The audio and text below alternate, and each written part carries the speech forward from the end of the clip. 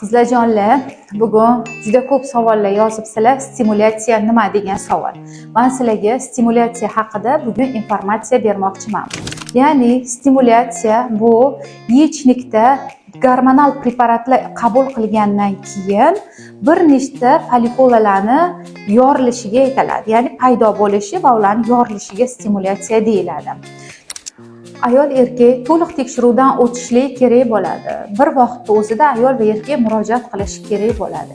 Ya'ni ayol to'liq tekshiruvlardan o'tishi, unda to'liq siydik yo'li infeksiyalari yo'qligiga ishonch hosil qilish, gormonalniy fon sog'lom bo'lishi kerak, hech qanaqa xronический kasalliklar bo'lmasligi kerak va yana bir bor aytaman, u birinchi homiladorlik bo'lishi kerak emas. Shunda stimulyatsiyani amalga oshirsak bo'ladi. Stimulyatsiyani aslo uy sharoitida qilmang. O'z boshimchalik bilan har xil dori preparatlar qabul qilmang. Uni asoratlari og'ir asoratlarga olib keladi.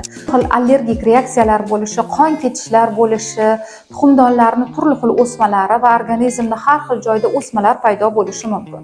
O'sha uchun stimulyatsiyani faqat vrach nazorati ostida bajarishingiz kerak bo'ladi.